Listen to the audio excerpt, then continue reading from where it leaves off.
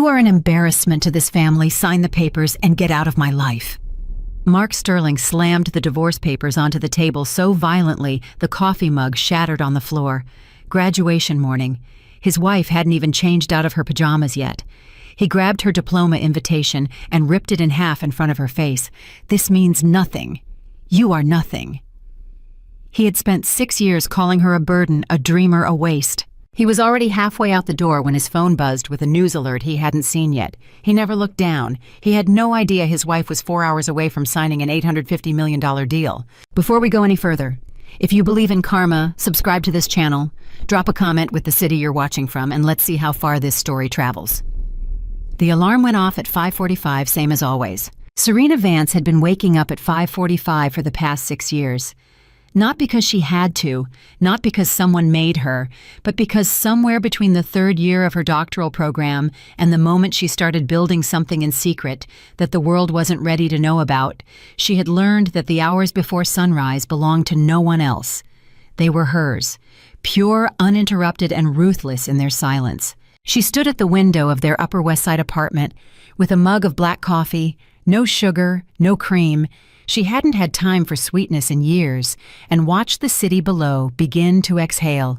Delivery trucks, a jogger in a yellow jacket, the first subway rumble vibrating faintly through the glass. New York waking up. Today was May 14th. Today was the day she would officially become Dr. Serena Vance, Ph.D. in biochemistry from Columbia University. She had earned it. God had she earned it. 6 years of work that most people couldn't pronounce, let alone understand. 6 years of failed experiments and grant rejections, and faculty committees who looked at her like she was too ambitious, too specific, too much. 6 years of coming home at 11 at night, smelling like reagents and exhaustion, eating whatever was left in the fridge, and slipping into bed beside a man who had stopped asking about her work somewhere around year 2. She had told herself that was fine. She had told herself a lot of things. The bedroom door opened behind her, and she heard Mark's footsteps, heavy, deliberate, the kind that meant he had decided something.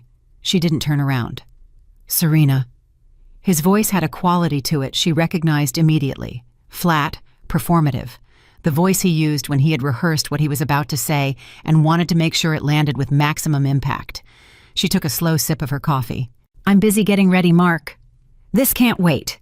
She turned then because something in her chest told her to face whatever this was head on.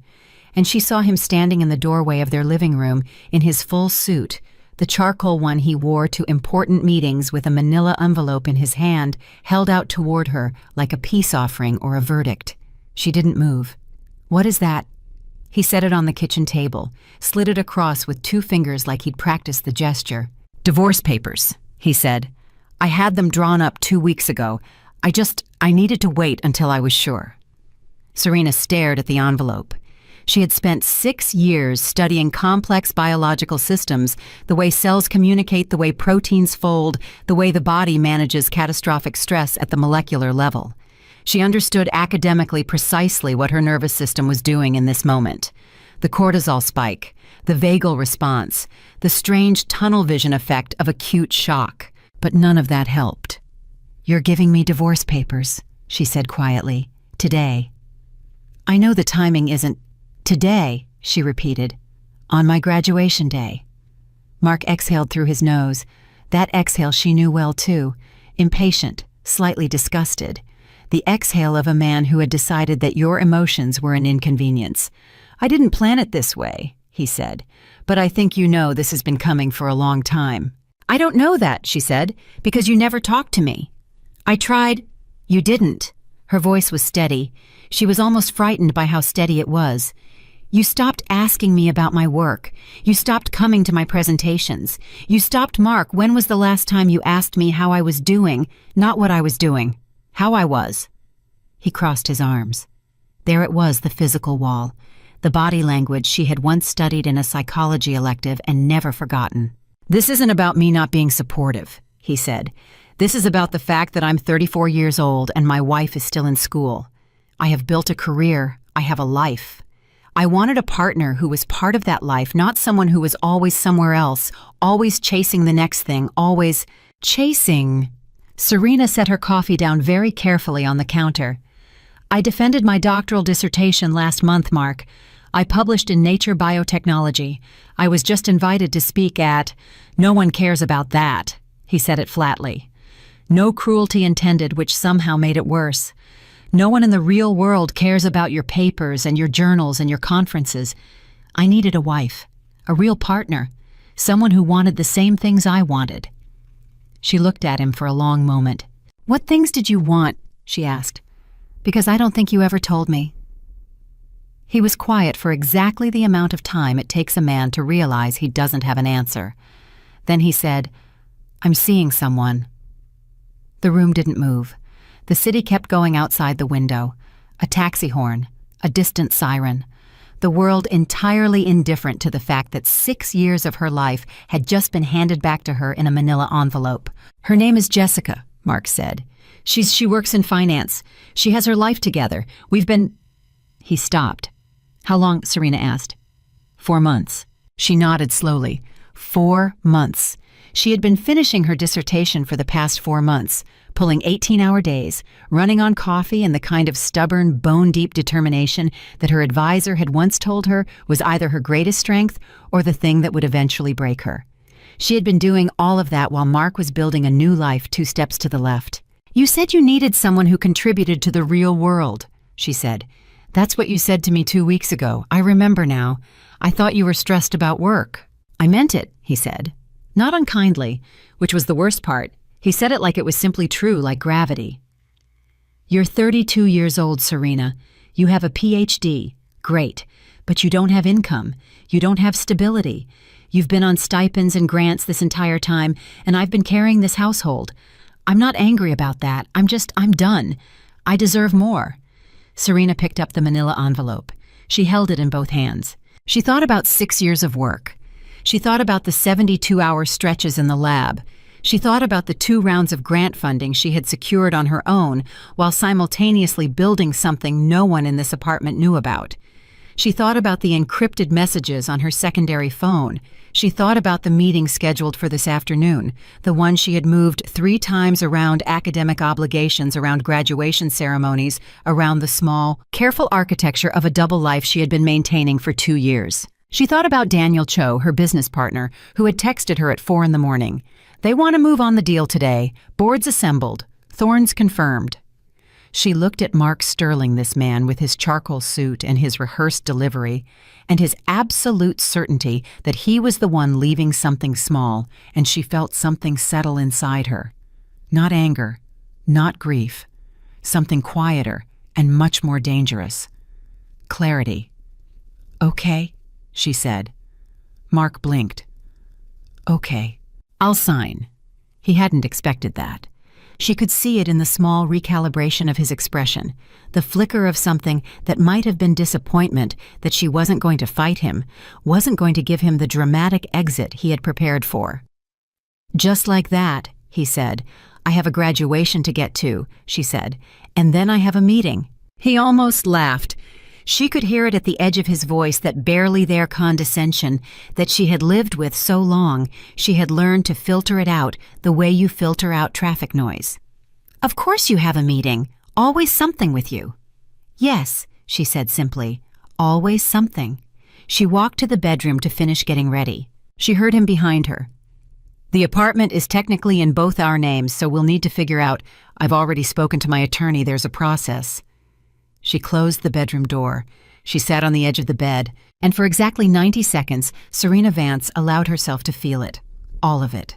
The 6 years, the late nights, the dinners she had microwaved alone, the conferences he had declined to attend, the way he used to look at her work like it was a phase she hadn't grown out of yet, the 4 months he had spent choosing someone else while she was building something extraordinary in the dark.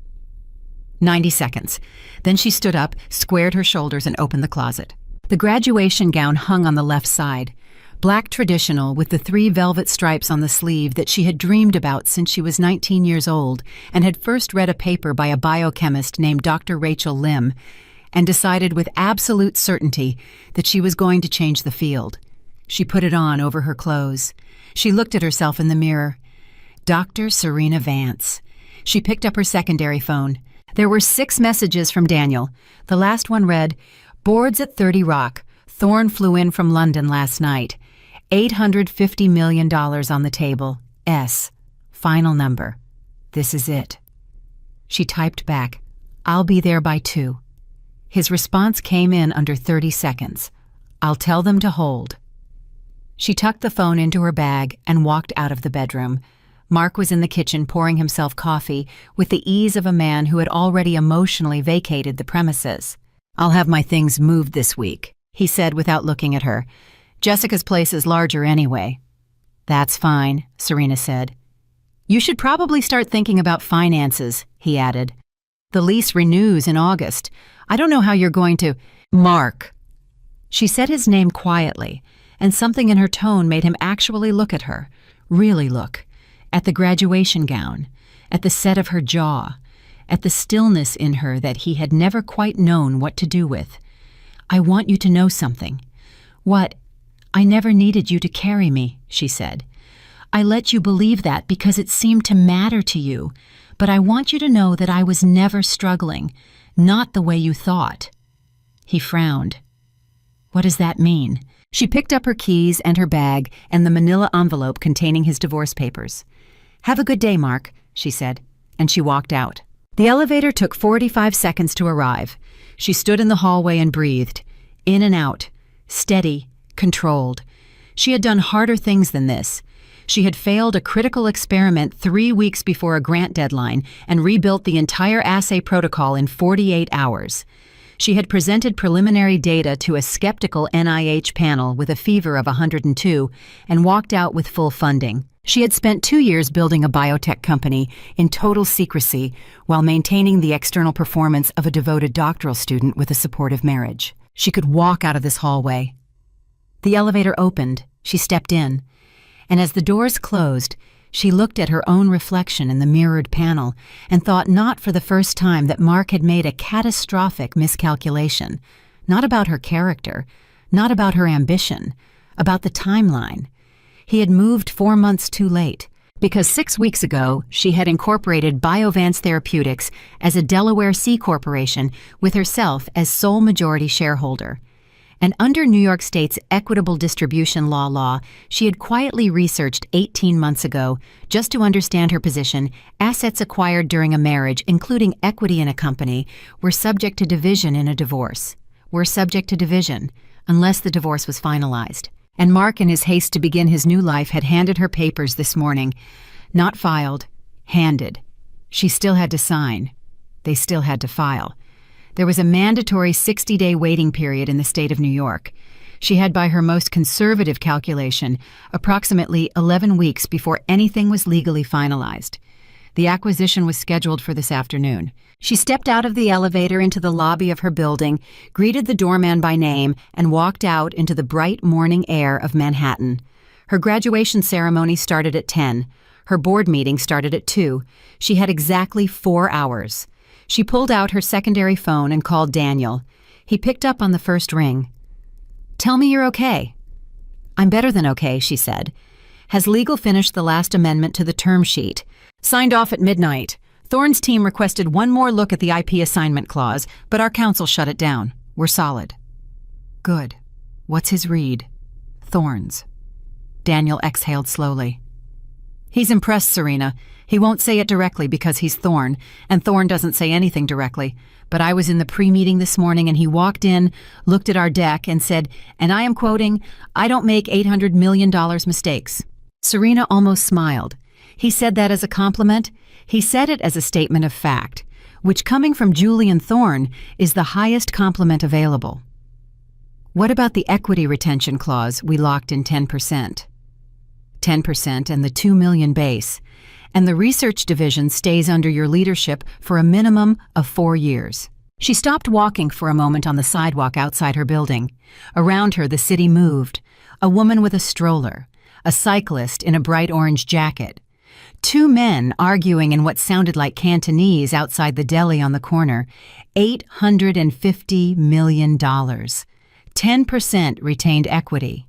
which, based on Chimera Global's current market capitalization and the trajectory their analysts had projected for the Biovance platform, would conservatively be worth somewhere north of $300 million within 18 months. She had built this. In her lab hours and her stolen evenings and her pre-dawn mornings with black coffee and a laptop and a vision so precise and so audacious that she had spent the first 6 months being terrified to say it out loud to anyone. She had built it while Mark thought she was struggling to find her way. "Daniel," she said. "Yeah. After the ceremony today, I need you to have Marcus coordinate with the building management at Riverside Arms, the penthouse. I want to know what it would take to establish primary tenancy." A pause. "The penthouse of your current building. I have rights as a current tenant and a clean financial profile. I'd like to begin that process this afternoon. Before or after we close an $850 million deal, is there a reason it has to be one or the other?" She heard him laugh, a real laugh, the kind that meant things were actually going to be all right. "I'll make the call," he said. "Go get your doctorate, Dr. Vance." She hung up and kept walking. She thought about Mark's face when he said, "I don't know how you're going to manage." She had managed. That was the thing no one could take from her. Not Mark, not the faculty committees, not the 3 investors who had passed on Biovance in its early stages, because she was unproven, because she was academic, because she didn't fit the profile of someone who built things that lasted. She had managed with such quiet ferocity that the people closest to her hadn't noticed the building happening. That had been intentional. She was not by nature a person who sought validation. She had watched too many brilliant researchers spend their energy seeking approval instead of solving problems. She had decided early, very early, in a cramped graduate student office with bad lighting and stale air, that she would build first. Talk later. When the thing existed, when it was real and proven and documented, then she would let it speak. Today it was going to speak. At 10 o'clock, she sat in a sea of black academic robes in the Low Memorial Library rotunda, while a faculty member read a list of names and accomplishments. When they called hers, Serena Marie Vance, Doctor of Philosophy Biochemistry Specialization in Targeted Protein Degradation and Rare Disease Therapeutics, she walked across the stage and shook the dean's hand and thought about the first experiment she had ever run that actually worked. She had been 26 years old and working with a CRISPR modification that her advisor had called theoretically interesting but practically dubious. And she had run it 47 times before she got a clean result. And when she did, she had sat in the empty lab at 2 a.m. and cried with her forehead on the bench. That was the moment she had known. Not that she would succeed. She had never been naive enough to confuse knowing something with being guaranteed it. But that she had the kind of persistence that success required. That the setbacks wouldn't break her. That she would come back every single time and run the experiment again. She accepted her diploma. She sat back down. She turned her secondary phone over in her hand under her robe and read a message from Daniel. "Thorne just asked if you'll be joining via video or in person. I told him in person." She typed back, "In person. Tell him I never do anything by half measures." 3 minutes later, he said, and again I am quoting, "Good, neither do I." The ceremony ended at 12:40. She changed in the bathroom of the rotunda, stripped off the graduation gown to reveal the charcoal Tom Ford power suit she had put on underneath it that morning, the one she had purchased 4 months ago for exactly this occasion, the one she had hung in the closet behind the graduation gown where Mark would never think to look. She touched up her makeup in 30 seconds, flat shoes to 3-inch heels, hair down to a clean, precise chignon. She stood in front of the bathroom mirror for 5 seconds. Not for confidence. She didn't need the mirror for confidence. She looked at herself because she wanted to remember this exact moment, the last moment before everything changed permanently and publicly, and in ways that could not be undone.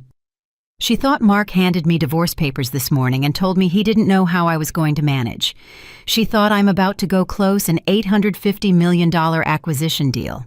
She thought the universe has a very specific sense of humor, and then she picked up her bag and walked out of Columbia University for the last time as a student hailed a cab on Broadway and said, 30 Rockefeller Plaza, please.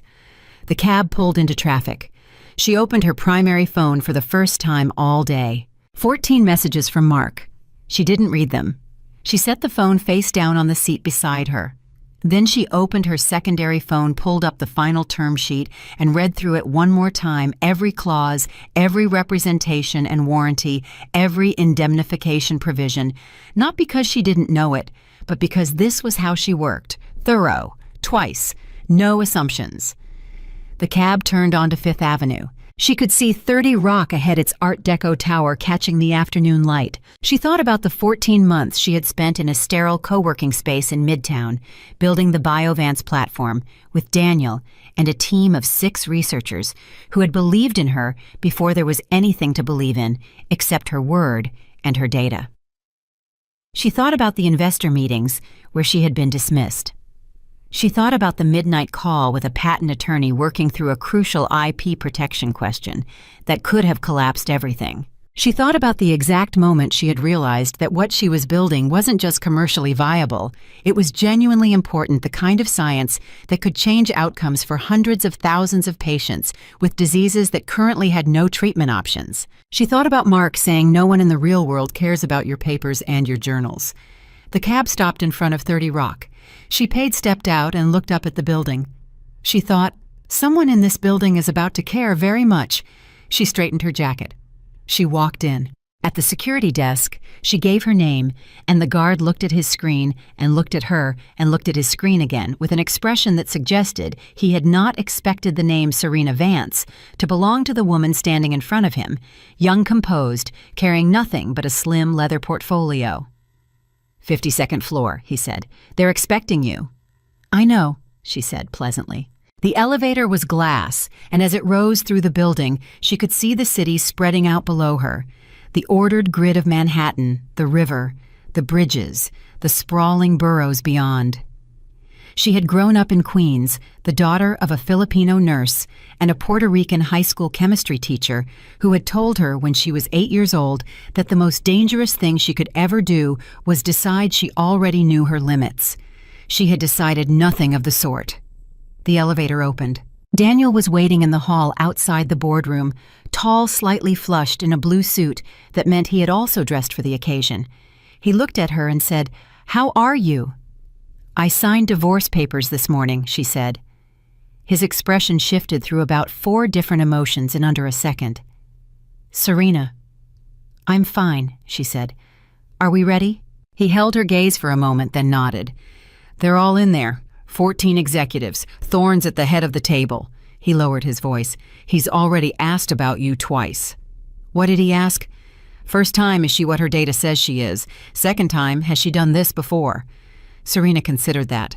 "What did you tell him?" Daniel almost smiled. "I told him she's done everything before. She just hasn't had an audience yet." She looked at the boardroom door. Through the frosted glass panel beside it, she could see movement, the shapes of people, the dark forms of suits. 14 executives. Julian Thorne, $850 million. And somewhere on the Upper West Side, a man named Mark Sterling, who thought he had just walked away from someone who was going to struggle. She put her hand on the door. "Daniel," she said. "Yeah. When this is done today, I want you to find out the name of the best property attorney in New York." He paused. "For the penthouse. For everything," she said. "We're going to need to make sure all of my interests are fully documented and protected." A beat. She could see him understanding something. "The divorce," he said quietly. "The timing," she said. She opened the door. The boardroom was quiet in the way that rooms full of powerful people are quiet, not empty, but controlled. 14 faces turned toward her. Some assessed her immediately openly, the way executives do when someone new walks into their space and they need to rapidly categorize the threat level. Some were more careful watching without appearing to watch, which was, she had always thought, a more honest kind of scrutiny. At the head of the table sat Julian Thorne, 62 years old, silver-haired, the kind of face that had spent decades making decisions that shaped industries and wore the experience without apology. His eyes were steady and direct and entirely unreadable. He stood when she entered. That surprised her slightly. She hadn't expected that. She walked to the front of the room, set her portfolio on the table, and looked at the 14 faces looking back at her. And Julian Thorne said, "Dr. Vance, I've been looking forward to this." And Serena Vance said, "So have I, Mr. Thorne. Let's talk about what we're going to build together." The elevator opened onto the 52nd floor, and Serena stepped into a silence so deliberate it felt engineered. She had been in high-stakes rooms before. Grant committee panels where a single wrong answer could cost a year of funding. FDA pre-submission meetings where the language had to be surgical or everything collapsed. Investor pitches where she could feel the skepticism radiating off people who had already decided before she opened her mouth. She knew what it felt like to walk into a room where the power was arranged against you. This was different. This was 14 people who had flown in from 4 different countries to sit in a room and decide whether the thing she had built in secret for 2 years was worth nearly $1 billion. This was Julian Thorne, who had not personally attended an acquisition meeting in 11 years, according to the research she had done at midnight 3 weeks ago. This was the moment that everything she had sacrificed, every dinner she had eaten alone, every birthday Mark had attended without her, every morning she had chosen the lab over sleep, either meant something or it didn't. She walked to the front of the room and set her portfolio on the table. Daniel slipped in behind her and took a chair along the wall. His job today was to observe. Hers was to close. Julian Thorne had not sat back down after standing to greet her. He remained at the head of the table with both hands resting flat on the surface, studying her with the particular focus of a man who had built his entire career on reading people faster than they could present themselves. "Dr. Vance," he said, "before we begin formally, I'd like to ask you something off the record." "Of course," she said. "You built BioVance inside a doctoral program, full-time enrollment, published research teaching responsibilities, and simultaneously ran a stealth mode biotech company for 2 years without a single leak." He paused. "How?" The room was very quiet. Serena looked at him directly. "I compartmentalized," she said. "I treated them as 2 separate identities with 2 separate goals, and I made sure neither one knew enough about the other to become a liability." Thorne tilted his head slightly. "And personally, that kind of sustained separation that's not just strategy. That requires a specific kind of discipline. It requires," she said carefully, "knowing exactly what you're building and why. When the why is clear enough, the how stops being a sacrifice. It becomes a system." Something shifted in Thorne's expression. Not softness, she didn't think Julian Thorne did softness, but a recalibration. A small, almost invisible upgrade in how he was categorizing her. "All right," he said. "Let's begin." He sat. The room exhaled.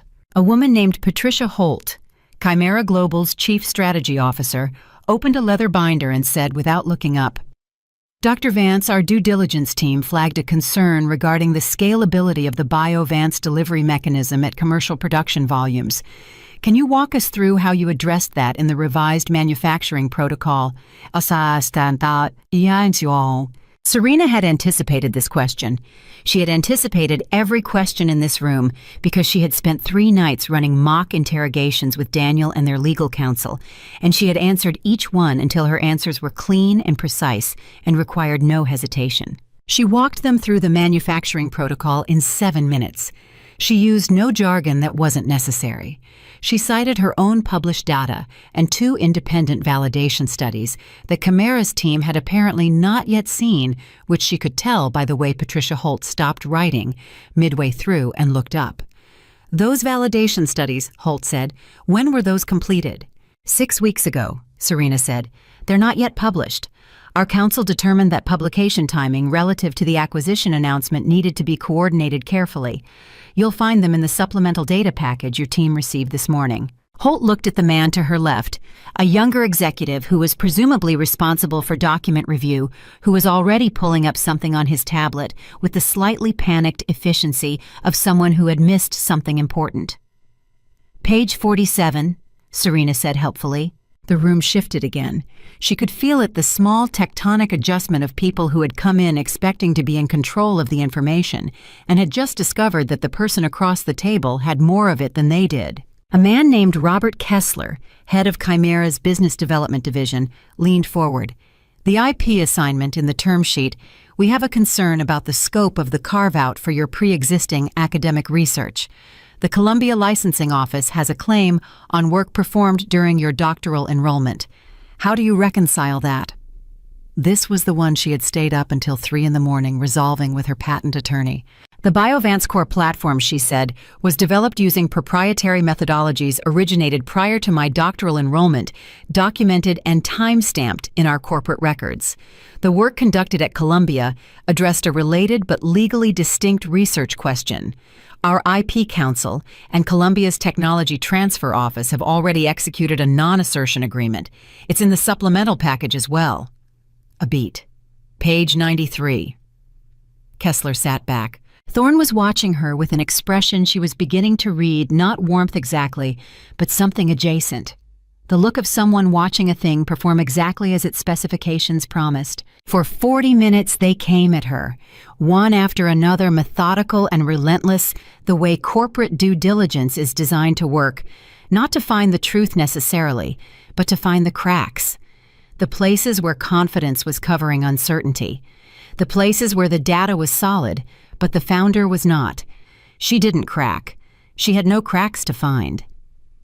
At 11 minutes past 2, there was a pause. Thorne picked up a glass of water, drank from it slowly, and set it down. "Dr. Vance," he said, "you don't have a corporate background." "No," she said. "You've never run a company with more than 12 employees." "Correct." "You've never managed a P&L at commercial scale, navigated a public company's regulatory environment, or led an organization through a major integration."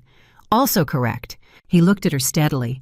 "So tell me why we shouldn't simply acquire the platform and the IP and build the leadership around it with people who have those qualifications." It was the sharpest question in the room, the one everything else had been building toward. Serena had known it was coming. She had prepared an answer. But in this moment, sitting in this chair having signed divorce papers 8 hours ago and walked across a graduation stage 4 hours ago and driven through Midtown Manhattan 2 hours ago, she found that the prepared answer wasn't the one that came out. What came out instead was the truth. "Because the platform isn't separable from the person who built it," she said. "Not at this stage. The Biovance mechanism works because of specific choices made at specific decision points over 2 years. Choices that weren't in any manual, weren't predicted by any model, and required a level of scientific intuition that lives in the founder, not the documentation." She paused. "You can absolutely hire an executive team. You should. I want you to. I have gaps, and I know exactly what they are. But if you remove the scientific leadership at this stage of development, you don't buy a platform. You buy a very expensive set of files that your team will spend 18 months trying to interpret." Silence. Then Thorne said, "What are your gaps?" She listed them. Directly without hedging, operational scaling, investor relations, public company governance, board management at the C-suite level. As she spoke, she watched something happen in the room that she had not entirely expected. The executives who had been evaluating her with barely concealed skepticism were recalibrating, not because she was telling them she was perfect, but because she was telling them with complete precision exactly where she wasn't. And that kind of self-knowledge in a founder was rarer and more valuable than most people understood. Thorne looked at Patricia Holt. Holt looked at Kessler. Something passed between them that Serena didn't have the angle to read. Then Thorne looked back at her and said, "Step out for 10 minutes, Dr. Vance." She stepped out. Daniel was in the hallway before the door had fully closed behind her. "How did it go?" he said. "I don't know yet," she said, which was honest. She genuinely didn't know. She had done everything right. She had answered every question with precision and composure and had not flinched once. But there were variables. She couldn't control board politics, pre-existing internal disagreements about acquisition strategy, the 1,000 invisible factors that governed how decisions were made in rooms she wasn't in. "You look completely calm," Daniel said. "I'm not," she said. "Good," he said. "Calm people don't close billion-dollar deals. People who know how to look calm do." She almost laughed. Her primary phone buzzed in her bag. She pulled it out. 17 missed calls from Mark. 3 voicemails. 14 texts, the last of which read, "Serena, I need to talk to you about the papers. Call me back. This is important." She put the phone back in her bag. Whatever Mark had decided was important could wait. She stood in the hall and breathed slowly and thought about nothing in particular for 8 minutes. She had learned to do this to completely empty her mind at high-pressure junctures the way you drain a container before filling it with something new. She thought about her father's kitchen table. She thought about the smell of the lab at 2 in the morning. She thought about the first time she had seen her own data produce a result so clean and so significant that she had stood alone in an empty room and understood with absolute clarity that she had found something that mattered. The door opened. Thorne's assistant, a composed young man in a gray suit, looked at her and said, "Dr. Vance, they're ready for you." She walked back in. The room felt different. She couldn't have said precisely how, but the arrangement of energy in it had changed. The executives who had been leaning forward aggressively were now sitting back. Patricia Holt had closed her binder. Thorne was standing again. "Dr. Vance," he said, "Chimera Global would like to proceed with the acquisition at the agreed term of $850 million with the retained equity structure and leadership provisions as outlined in the amended term sheet." The room was very quiet. Serena said, "I accept." Thorne extended his hand across the table. She shook it. And just like that, 8 hours after Mark Sterling had thrown divorce papers across a kitchen table and told her she was nothing, Serena Vance became the most important scientist in Chimera Global's portfolio. And depending on how the next 18 months played out, potentially one of the wealthiest women in American biotech. The signing took 40 minutes. Attorneys on both sides reviewing initialing countersigning, pages turned with a rhythm that felt almost ceremonial. Daniel sat beside her, and she could feel the controlled energy radiating off him, the particular vibration of someone holding back an enormous emotion through sheer professional discipline. When the last page was signed, and the last witness had initialed, and the lead attorney had gathered the documents into a bound stack, Thorne looked across the table at her and said something she hadn't expected. "Can I ask you a personal question?" "You can ask," she said. "Today is your graduation day." She didn't react. "It is. You walked across a stage this morning and accepted a doctoral degree and then came directly here." He studied her. Most people would have celebrated, taken the day, marked the occasion.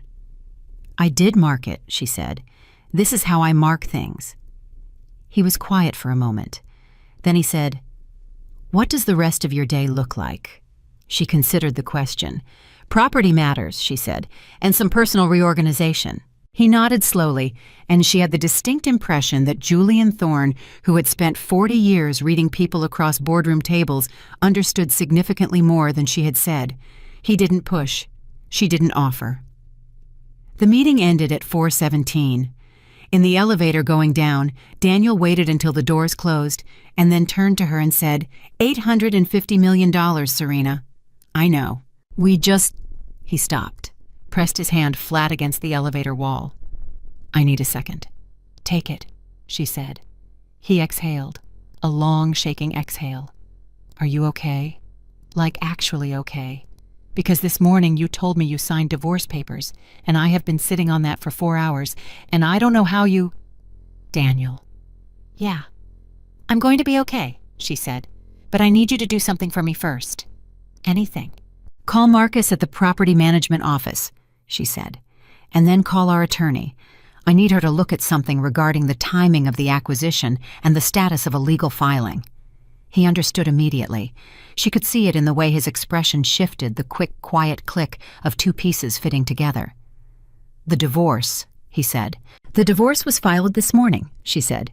"Not finalized. Under New York law, there is a mandatory waiting period. The acquisition was executed this afternoon, while the marriage is still legally intact." Daniel was very still. "So the equity is a marital asset," she said.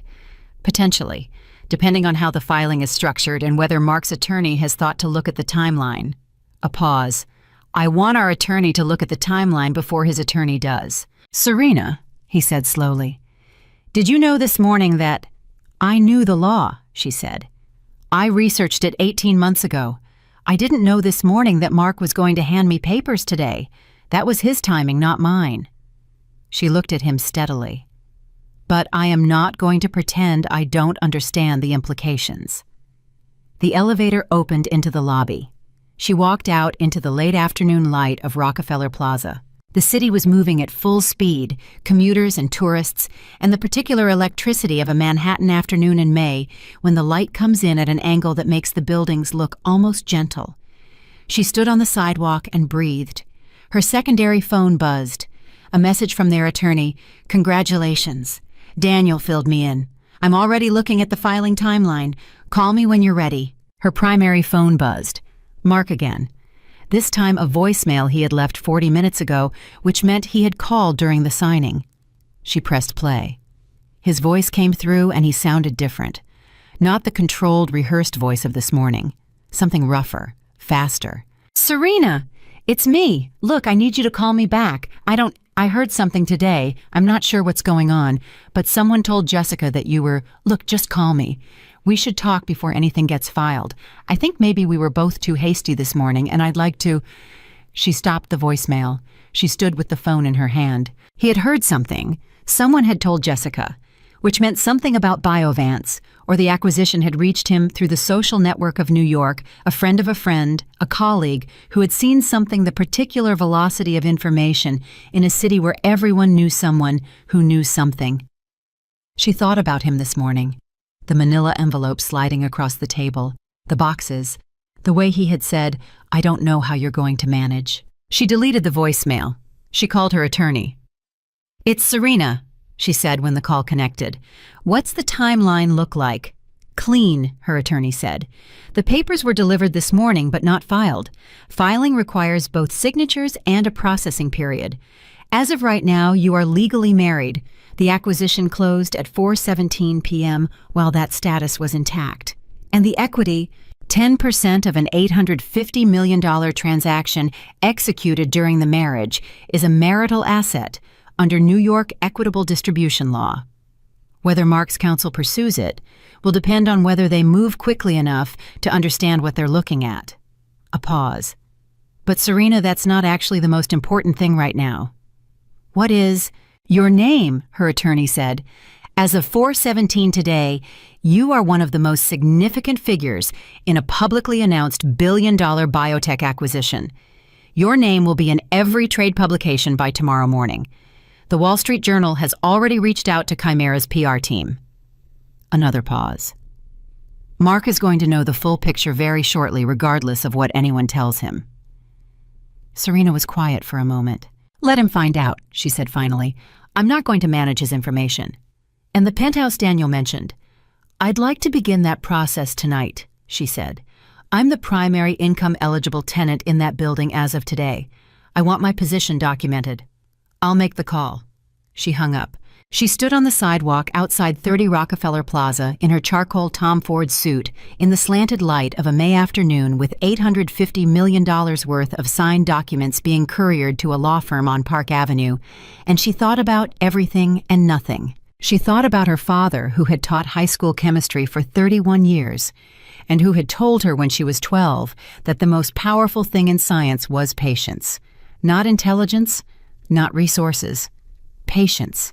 The willingness to wait for the right conditions before you revealed what you had been building. She had been patient for a very long time. Now the conditions were right. She walked to the curb and raised her hand for a cab. And as one pulled over, she made a decision, a small, precise, irreversible decision. She was going to go home. Not to the apartment she had shared with Mark for 6 years. Not to the space that still had his coffee mug on the counter and his jacket on the hook by the door. She was going to go to the building where she lived, where she was a tenant in good standing, and she was going to have a conversation with the building manager about the penthouse unit on the top floor that had come available 3 weeks ago and that she had already quietly inquired about. She was going to go home. And Mark Sterling, who had handed her a manila envelope at 5:45 in the morning and told her she was a burden, was going to spend the rest of the evening making calls that no one was going to return, looking for a version of this story where he hadn't made the most catastrophically timed decision of his life. She got in the cab. "Upper West Side," she said, "Riverside Arms." The cab merged into traffic. She opened her secondary phone and typed a message to Daniel. "Drinks, tomorrow, you pick the place." His response arrived in under 10 seconds. "Already booked. And Serena, for what it's worth, I've been your partner for 2 years, and today you were the most composed human being I have ever seen in a room full of people trying to break you." She looked at the message for a moment. Then she typed back, "I had a lot of practice." She put the phone in her bag and watched the city scroll past the window. Block after block of New York, indifferent and electric and utterly alive.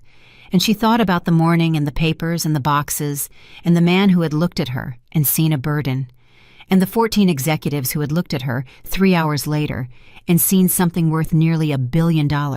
She thought about how the same person could look entirely different depending on whether you were paying attention. Mark had stopped paying attention years ago. Everyone else was about to start. The cab stopped in front of Riverside Arms. She stepped out and looked up at the building, 12 stories brick and glass, with the penthouse windows catching the last of the evening light on the top floor. She thought, tomorrow that view is going to be mine. She walked through the front door. The building manager, a practical woman named Helen, who had worked there for 19 years, was at the desk and looked up when Serena came in. "Miss Vance," Helen said, "I got a call from your attorney about an hour ago." "Good," Serena said. "Then you know what I'd like to discuss." Helen looked at her steadily. "The penthouse unit." "The penthouse unit," Serena confirmed. Helen reached under the desk and produced a key card. She set it on the counter between them.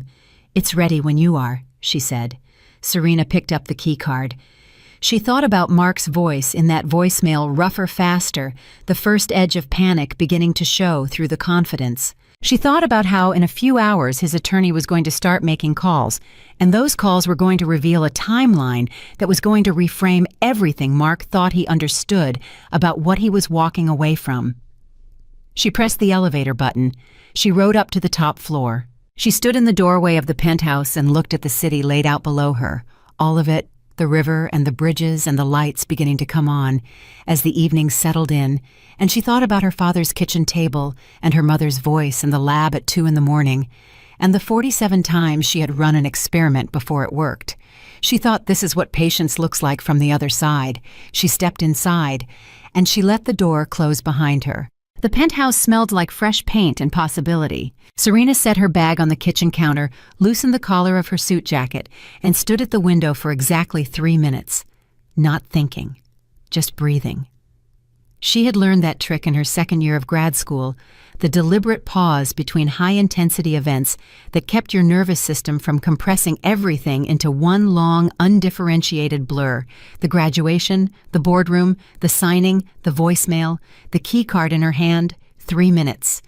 Then her phone rang. Not the secondary phone, the primary one, the one with Mark's 17 missed calls and the deleted voicemail and the 14 texts she hadn't read past the first line of the last one.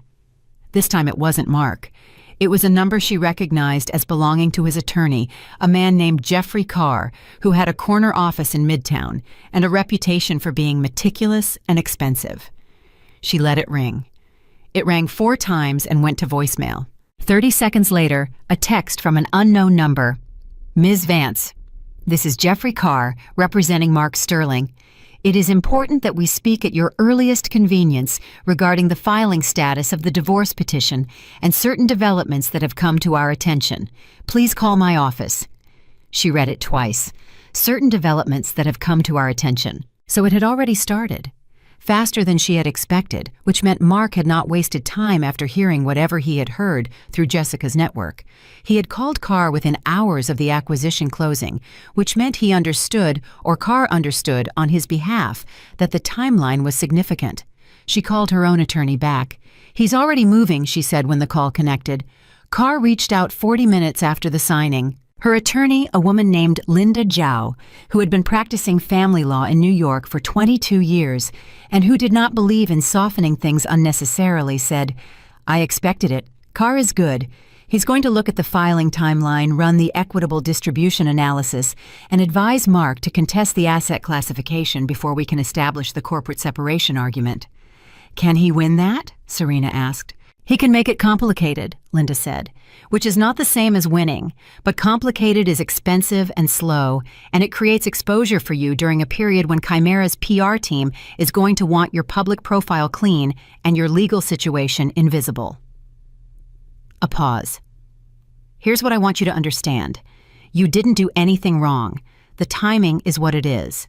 But the optics of a newly announced biotech acquisition CEO in an equitable distribution battle with an estranged husband are not what Chimera's board signed up for when they shook your hand today. Serena was quiet. "What's your recommendation?" she said. "Let me talk to Carr tomorrow," Linda said. "Before you respond to anything, I want to understand his theory of the case before we show him ours. And if he's already advised Mark to file an emergency motion, then we respond. But Serena and I want you to hear this clearly. You are in a significantly stronger position than Mark Sterling in every dimension of this situation. Legally, financially, professionally. The only leverage he has is time and noise. We don't give him either." She hung up. She changed out of the Tom Ford suit carefully, hanging it back precisely the way you treat something that has done important work, and put on a worn Columbia sweatshirt and sweatpants that she had brought from the apartment in her go-bag that morning. She had packed the bag 3 days ago. Not because she had known this was coming, she genuinely hadn't, but because she was the kind of person who maintained a go-bag, who anticipated disruption as a variable rather than a surprise. She made tea in the penthouse's unfamiliar kitchen and sat at the counter and opened her laptop. The trade press had moved fast. Biopharma Insider had a piece up at 5:40 p.m. Chimera Global closes $850 million acquisition of stealth biotech Biovance Therapeutics. Founder Dr. Serena Vance retains 10% equity and research leadership. The Wall Street Journal's breaking news alert had gone out at 6:03. Chimera Global acquires Biovance in landmark rare disease deal. Forbes had already updated their biotech tracker. Her name was everywhere. She sat with that for a moment, the strange, almost vertiginous sensation of having been invisible for so long, and then suddenly, in the space of a single afternoon, becoming visible to everyone simultaneously. She had prepared for this intellectually. She had known it was coming, but there was a difference between knowing something and feeling the full weight of it land. Her Columbia faculty advisor, Dr. Raymond Park, had emailed at 5:51. "Serena, I have approximately 1,000 questions, and also I would like to take full credit for your success. Call me when you surface. Extraordinary work. I mean that in every possible sense." She smiled at that. Raymond Park was the only person in her academic life who had consistently treated her ambition as a feature rather than a problem. She typed back, "Drinks on me, I'll explain everything." She did not open the 43 other emails in her inbox from people she knew and people she didn't. She did not look at the 9 new voicemails on her primary phone. She drank her tea, and she breathed, and she let the day settle. It was 7:43 p.m. on May 14th. 14 hours ago, she had been standing at the window of a different apartment with a coffee mug, watching the city wake up, thinking about the lab and the ceremony and the board meeting, and trying not to think about the fact that her marriage had been a slow dissolution she had been too busy to formally acknowledge. Now she was here. She thought about Mark, and she was surprised to find that what she felt was not anger, and not grief, and not satisfaction. It was something more complicated and more honest than any of those things. It was the feeling of having carried something heavy for a very long time and having finally set it down, and the mix of relief and disorientation that comes when the weight you have compensated for is suddenly gone. She had loved him once. That was real. She didn't need to erase it to move forward. But he had made his choice this morning with absolute conviction, and she was going to honor that conviction by making hers. Her secondary phone buzzed. "Daniel. Check your personal email when you get a chance. Something you'll want to see." She opened it. There was a forwarded message from a journalist at the Journal who had reached out to Daniel for background on the deal. Embedded in the thread was a paragraph from the draft article that the journalist had shared for fact-checking. She read it twice. The paragraph described Biovance's founding story, the doctoral researcher who had built a billion-dollar biotech company, in parallel with a PhD program keeping the entire enterprise confidential until the moment of acquisition. It described her academic publications, her research focus, her retained equity position. And then at the end, it included a line that the journalist had apparently added after a source unnamed had provided it. Dr. Vance, sources close to the situation confirm, signed the acquisition agreement on the same day she received divorce papers from her husband of 6 years, whom she had supported financially through his own career transitions while completing her doctorate. She stared at that line. She had not told anyone about the divorce papers. Not the journalists, not Chimera's PR team, not anyone outside of Linda and Daniel, which meant someone had told them. She typed to Daniel, "Who is the source on the divorce detail in the journal draft?" His response came in 2 minutes. "Not us. I think it came from Mark's side. One of his friends maybe, or Serena. I think he might have tried to get ahead of the story, and it backfired." She sat with that. Mark had tried to control the narrative. He had reached out to someone, or Jessica had, or Carr had advised it, some attempt to position himself before the story wrote itself without him. And whoever they had talked to had provided a detail that made Mark look not sympathetic, but catastrophically miscalculating. She thought about the line again, signed the acquisition agreement on the same day she received divorce papers. She thought he handed the press the one detail that transforms this from a business story into something much larger. Her phone rang, primary phone, an unfamiliar New York number. She answered. "Dr. Vance." A woman's voice, professional and slightly hurried. "This is Claire Sutton. I'm an editor at the Journal. I apologize for calling in the evening. I got your number from Columbia's Media Relations office.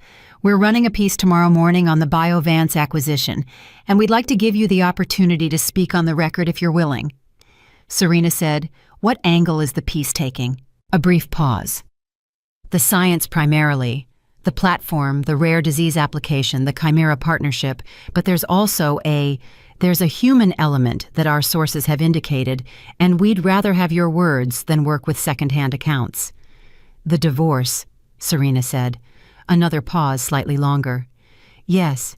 Serena looked at her tea. She thought about Linda Zhao's advice, no noise, no exposure, clean profile. She thought about Chimera's PR team and the board and Julian Thorne, who had shaken her hand across a table 4 hours ago. She thought about Mark's voice on the voicemail, the roughness in it, the first tremor of understanding. "I'll give you 15 minutes tomorrow morning," she said. 8 a.m., on the record on my terms. "Absolutely," Claire Sutton said. "Thank you, Dr. Vance." She hung up. She called Linda immediately. "I just agreed to speak to the Wall Street Journal tomorrow morning," she said. Linda was quiet for exactly 2 seconds. "Tell me the scope. The acquisition, the science, and the divorce detail, which is apparently already in their draft from a source on Mark's side." A longer silence. Then Linda said, "He tried to spin it." "It appears so. And it's going to read as what exactly? That he was blindsided. That he handed divorce papers to his wife on the morning she closed an $850 million deal," Serena said, "which is simply what happened." She heard Linda exhale slowly on the other end. "Serena, once this is in the Journal, the timeline becomes public record. Every family law attorney in New York is going to read it and understand exactly what the equitable distribution implications are. Carr is going to have to move fast, or he loses the narrative entirely." "I know," Serena said. "Is that what you want?" Serena thought about that seriously, because she was not by nature a person who made decisions from anger. She had watched too many brilliant people destroy themselves by acting from emotion rather than strategy, and she had made a choice a long time ago never to be that person. But this was not anger. This was clarity. "Mark made his choice this morning," she said. "He made it publicly, deliberately, and with total confidence that he was the one with the advantage. I'm not going to protect him from the consequences of his own timing." Linda was quiet for a moment. Then she said, "Okay, I'll be at your penthouse at 7:30 tomorrow to prep you for the call." After she hung up, Serena sat in the quiet of the unfamiliar kitchen and thought about consequences. about how they accumulate invisibly over time, building pressure beneath the surface of ordinary days until the moment when the conditions are exactly right and everything releases at once. She had not planned this morning. She had not engineered Mark's timing or anticipated his decision or calculated the legal angle of the divorce filing against the acquisition closing date. She was not that cold. She was not that strategic about her own marriage. But she had built something real, and the timing had collided in a way that was not her fault and not her manipulation, but was perhaps the universe's very precise accounting of what happened when you spent 6 years dismissing someone who was quietly becoming unstoppable. Her primary phone buzzed one more time. A text from a number she didn't recognize, but the area code was Mark's gym, his office building, the neighborhood of his life that she knew by proximity. It was from Jessica. It said, "I think we need to talk, woman to woman. I didn't know everything he told me about you. I'm sorry." Serena read it once. She put the phone face down on the counter.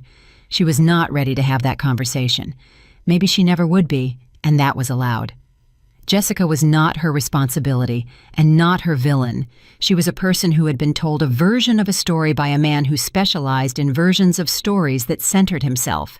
She went to bed at 9:45. She slept deeply and without dreams for the first time in longer than she could remember. She woke at 5:45, same as always. Linda arrived at 7:28, 2 minutes early, in a gray blazer with a legal pad and the focused expression of someone who had already been working for 2 hours.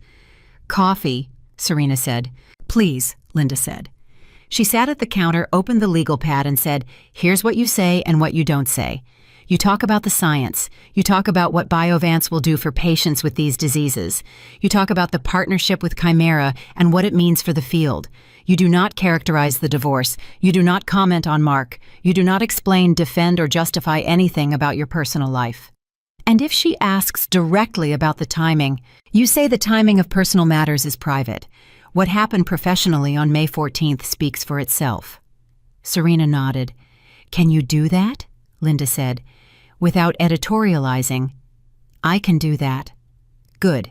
Because anything you say about Mark personally becomes ammunition for Carr in the equitable distribution argument. The moment you characterize him publicly, he becomes a sympathetic figure in a legal filing."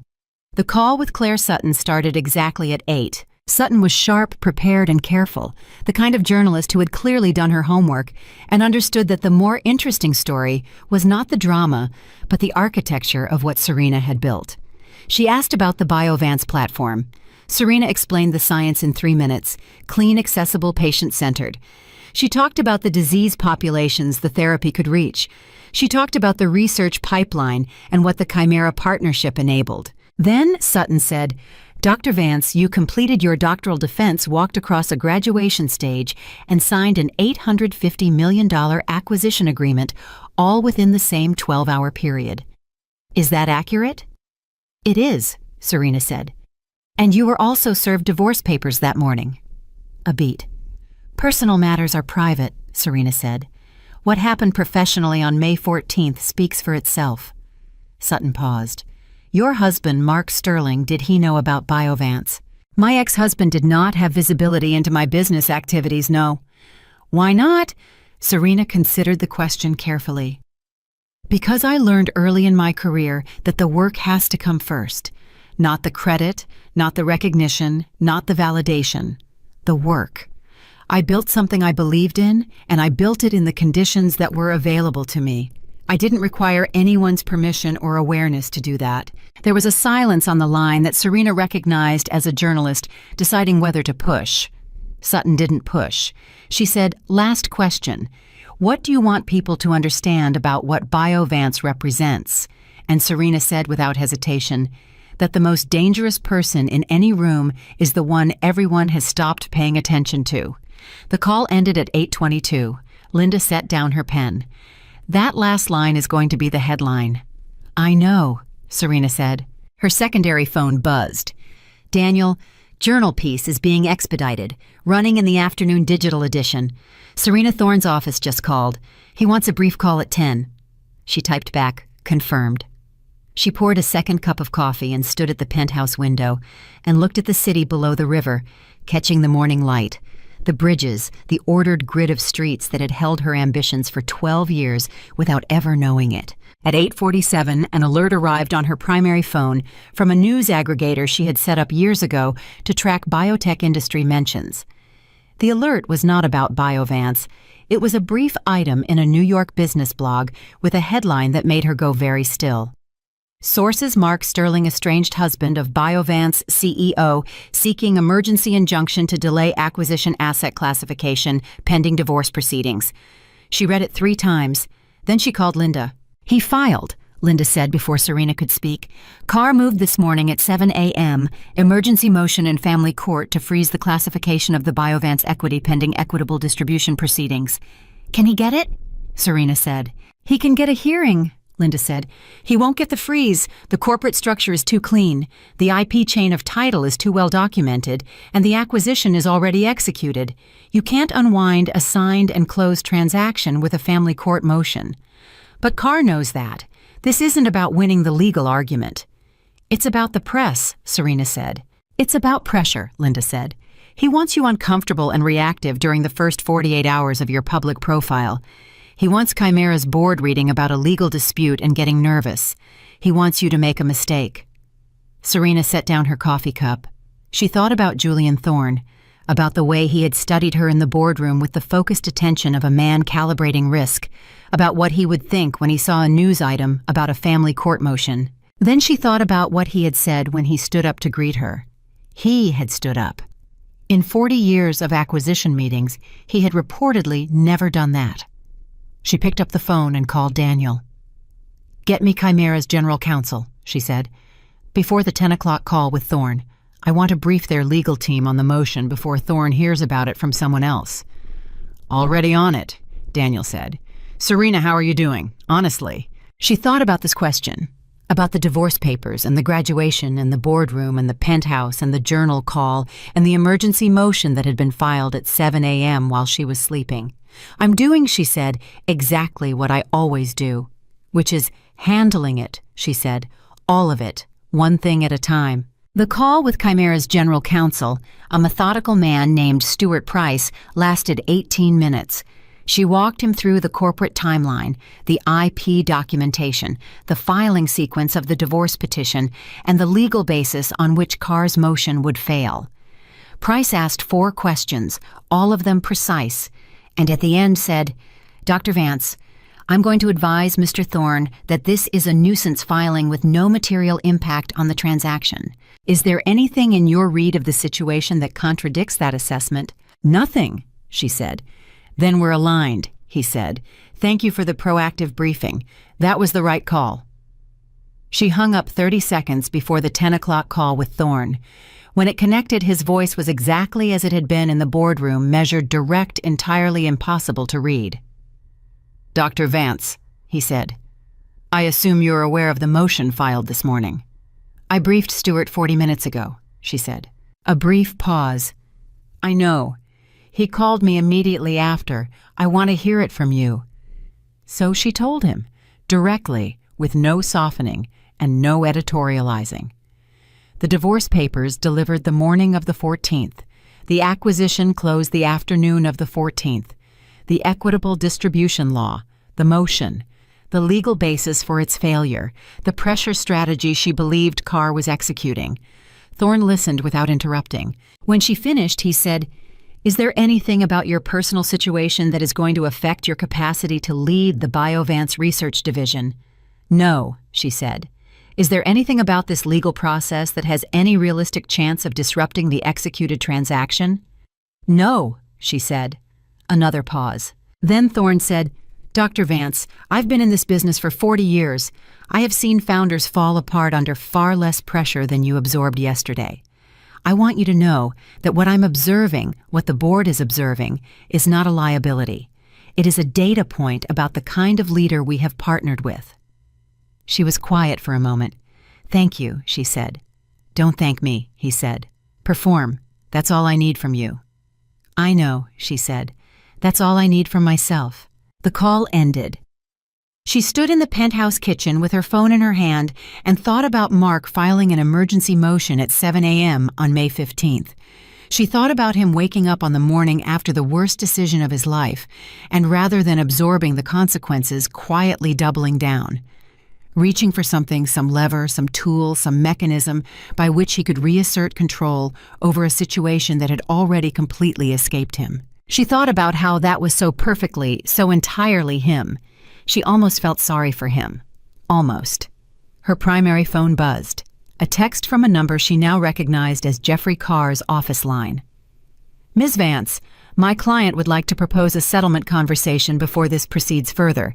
Please advise your counsel." She forwarded it to Linda without comment. Linda's response arrived in 4 minutes. "I'll call Carr. Don't respond directly. And Serena, he's blinking. The motion was a pressure tactic, and it didn't land. He knows it." She set the phone down. She opened her laptop.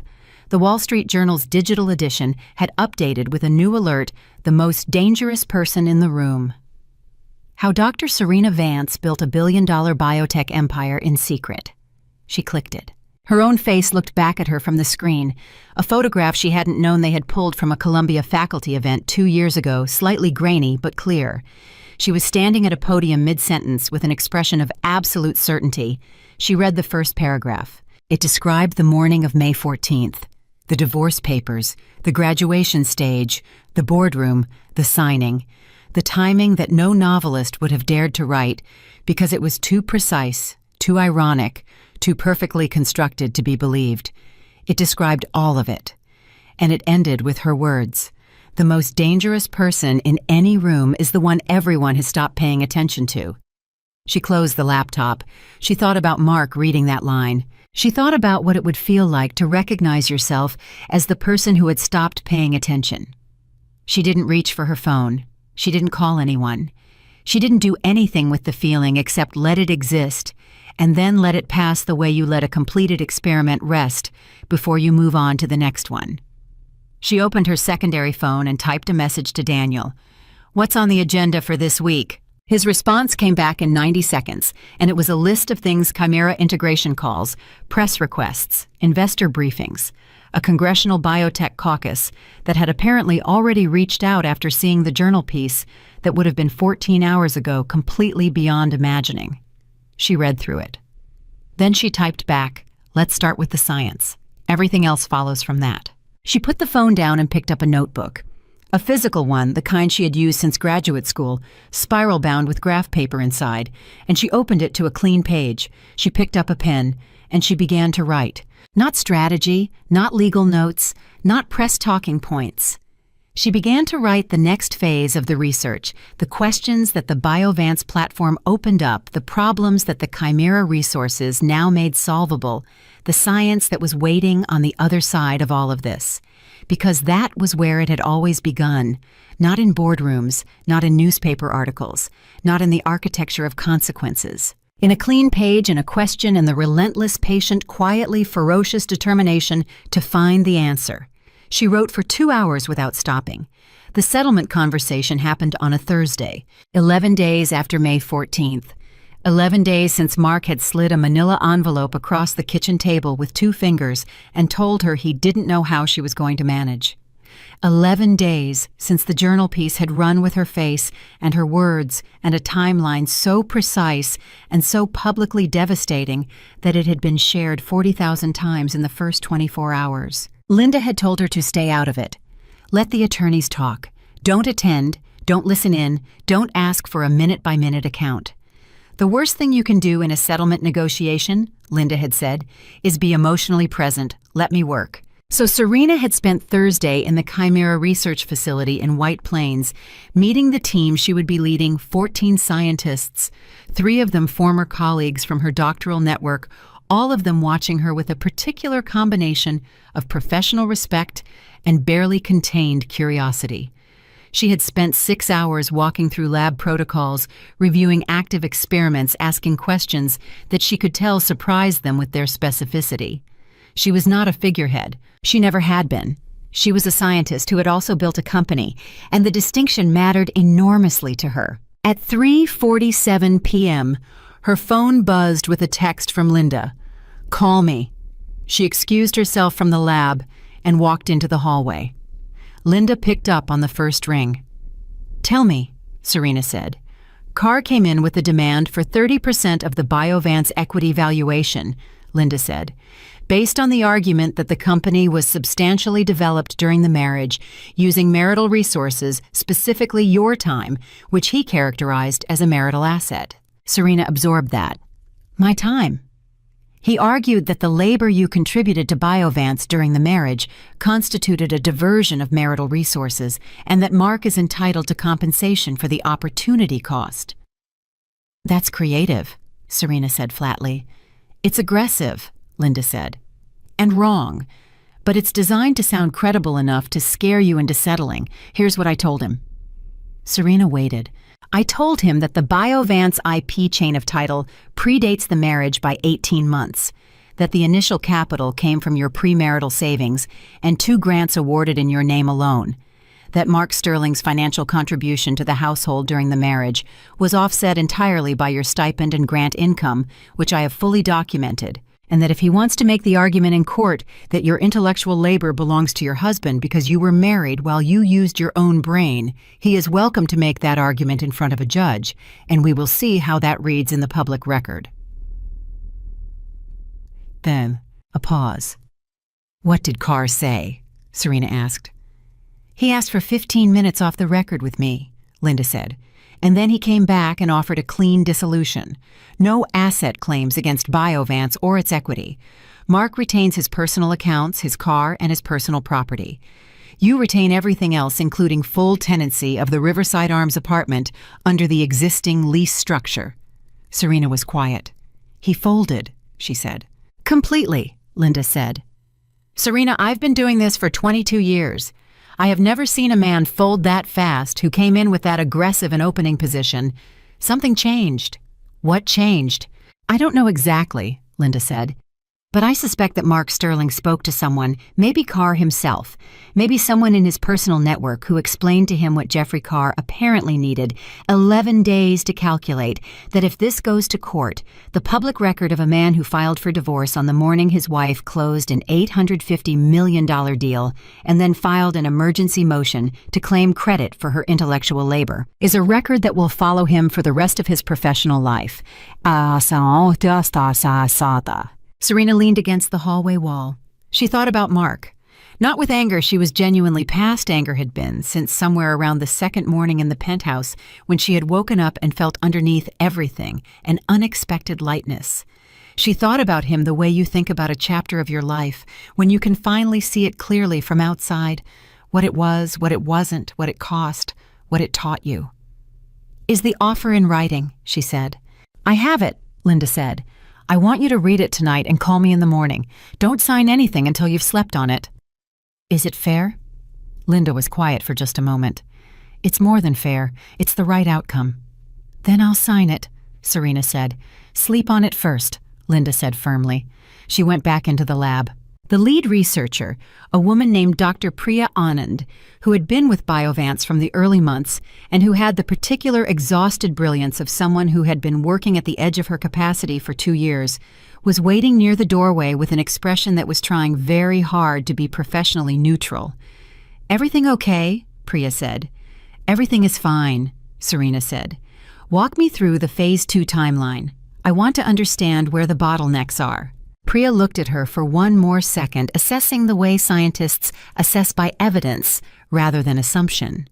And then she nodded and pulled out her tablet, and they went back to work. That was the thing about the lab. It didn't care about divorce settlements, or newspaper articles, or emergency motions, or the particular cruelties of personal history. The lab only cared about the question in front of you. That had always been its comfort and its discipline. She got home at 7:15. She read the settlement agreement in its entirety, twice with a highlighter and a legal pad for notes, the way she read everything. It was clean. Linda had negotiated with the precision that came from 2 decades of practice and the particular focus of someone who had taken a personal interest in seeing justice applied correctly. She put the highlighter down. She made dinner pasta simple, the kind she had been making for herself since graduate school, when feeding herself was something she had to remember to do, rather than something she looked forward to. She sat at the penthouse counter and ate and thought about the past 11 days. The journal piece had generated a response she had not fully anticipated. Not just in the business press where the story was about the science and the acquisition and the Chimera partnership, but in a broader cultural space that she had not intended to enter and was still learning to navigate. The story of a woman who had built a billion-dollar company in secret while her husband dismissed her academic pursuits and who had signed the acquisition agreement on the same day she received divorce papers had captured something in the public imagination that was larger than her or Mark or Biovance. Her inbox had 8,000 unread emails. A morning television program had requested an interview 4 times. 2 book agents had reached out. A senator from her home state had mentioned her name in a floor speech about women in STEM. She had responded to almost none of it, not because she was avoiding it. She understood that her public profile was now an asset that required management. But because she had made a decision in the penthouse on the first morning while writing in her graph paper notebook that she was not going to let the story of what happened to her become louder than the story of what she was building. The drama was a byproduct. The science was the point. At 8:43, her primary phone rang. She looked at the screen. Mark. She stared at it for 3 rings. On the 4th, she answered. Serena. His voice was different from the voicemail she had deleted, different from the rehearsed flatness of the morning of the 14th. It was quieter, stripped of the performance. She had heard this voice from him before late at night in the early years before the distance had calcified into habit. Mark, she said. I know you don't have to take this call, he said. I know, she said. A pause. She heard him breathe. I owe you an apology, he said. She didn't say anything. She waited. Not about the divorce, he said quickly, and she could hear him being careful with the words, the way someone is careful when they've had time to think about what they want to say and are afraid of saying something different. I think we both know the marriage wasn't working, but the morning I didn't have to do it that way. The boxes, the way I talked to you, I was performing something. I wanted to feel like I was the one with the advantage, and the way I did that was by making you small. And I've had 11 days to sit with the fact that everything I did that morning was wrong. Serena was quiet. The city moved outside the window, indifferent and full. I didn't know, he said, about Biovance, about any of it. I want you to know that. I genuinely thought... You thought I was struggling, she said, not unkindly, just as a fact. Yes. And that made it easier, she said, to feel justified. A long pause. Yes, he said again. She stood up and walked to the window. The river was dark and lit by moving lights from the bridges. She thought about the 6 years, about the lab at 2 a.m, about the apartment that had never quite felt like hers, because she had always felt the need to make herself smaller in it, to make room for someone else's certainty. Mark, she said, I accept your apology, not because it changes anything that happened, but because holding on to the resentment is a weight I don't need. He was quiet for a moment. You're being generous. I'm being practical, she said. They're often the same thing. Another pause. The settlement terms, he said. I want you to know that wasn't... He stopped. I shouldn't have filed the motion. That was Carr's recommendation, and I shouldn't have followed it. It was wrong, and it was small, and I'm ashamed of it. She almost said something. Instead, she said, Good night, Mark. Good night, he said. And Serena, congratulations. I mean it. What you built it's extraordinary. I should have seen it a long time ago. She hung up. She stood at the window for a long time. She was not moved to doubt her decisions, or revisit her path, or feel the particular softening that comes when someone shows you their remorse at exactly the moment it costs them something real. She had been married to this man for 6 years, and she knew the difference between who he was at his worst and who he was capable of being when he had no other options. But she was also honest enough to acknowledge that what he had said was true. The marriage hadn't worked. Not because he was entirely a villain and she was entirely blameless. Those were stories, not lives. But because they had wanted different things and communicated that poorly for years, and the slow damage of that had made them both into versions of themselves that neither of them particularly liked. She went to bed, she slept, She signed the settlement agreement at 9 a.m. on Friday morning, with Linda sitting across from her at the penthouse counter, watching with the quiet satisfaction of someone who had navigated the situation exactly as well as it could be navigated. "How do you feel?" Linda asked after the ink was on the page. "Free," Serena said, simply and without drama. Linda almost smiled. "Good, now go build something." 3 weeks later, the Chimera Global Research Division held its first formal integration meeting. Serena sat at the head of a conference table with 32 scientists and 2 members of Chimera's executive team, walking through the research priorities for the combined platform over the next 18 months. She had spent the prior week with her notebook and her graph paper, and Priya Anand mapping the questions that the new resources made answerable. And the document she presented was the clearest articulation of scientific purpose she had ever produced. At the end of the meeting, a senior researcher from Chimera's existing rare disease program, a man named Dr. Carter Webb, who had been in the field for 15 years and who had, she'd been told, been mildly skeptical of her appointment, raised his hand. "Dr. Vance," he said, "I had a question about the delivery mechanism optimization timeline. You've proposed 12 months to validation.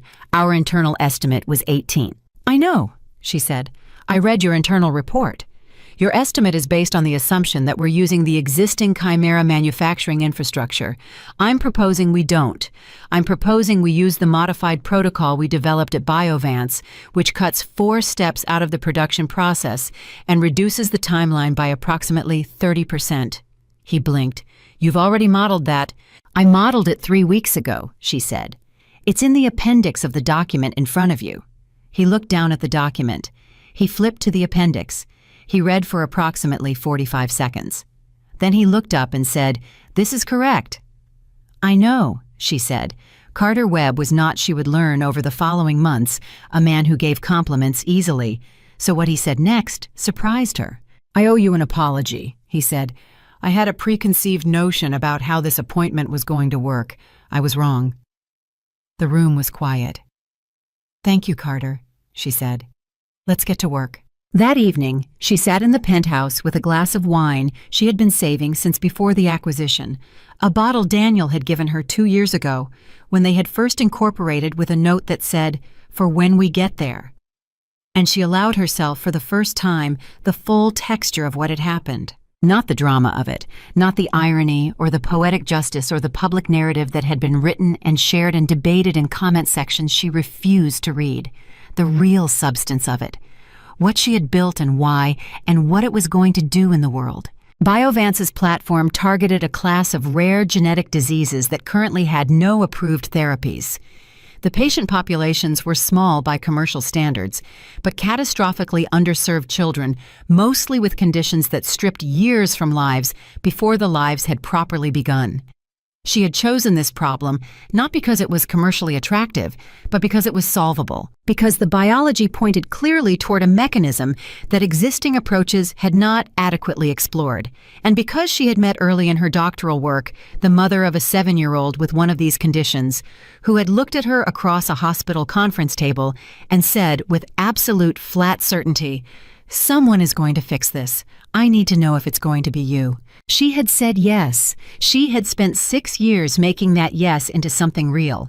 Nothing that had happened in the past month, not the divorce or the journal piece or the settlement or the emergency motion or the penthouse or any of the architecture of consequence that had unfolded from a single morning's cruelty, changed that fact or its importance.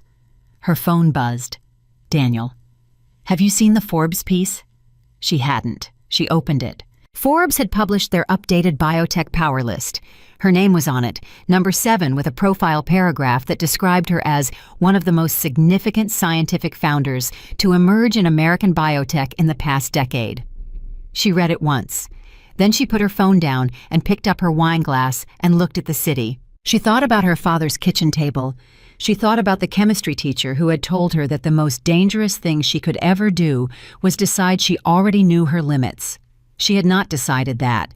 She had decided something entirely opposite and had committed to that decision so completely and so quietly that the people closest to her hadn't seen it building until it was already done.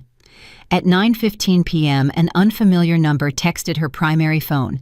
The area code was New Jersey. She almost didn't answer. Then something made her open it. The message read, "Dr. Vance, my name is Thomas Hargrove. My daughter has Batten disease. She's 9 years old. I read about Biovance today. I don't know if it's too soon to ask, but is there any chance the platform could help her?" Serena sat very still. She read the message 3 times. Then she typed back, "Mr. Hargrove, it's not too soon to ask. Please send me her medical records and I will look at them personally." She set the phone down. Outside the window, New York moved and breathed and hummed with the energy of a city that never fully stopped. Below somewhere, the ordinary world continued deliveries, conversations, arguments, reconciliations, the thousand small dramas of lives being lived in proximity. And up here in a penthouse that had been someone else's empty space 2 weeks ago and was now hers, a woman who had been told she was a burden, sat with a glass of wine and the Forbes list and a text message from the father of a 9-year-old girl, and understood with the particular clarity that only comes when you have survived the thing that was supposed to break you exactly what all of it had been for. Not the money, not the title, not the public profile or the journal headline, or the poetic justice of a timeline so precise it seemed engineered by something larger than circumstance.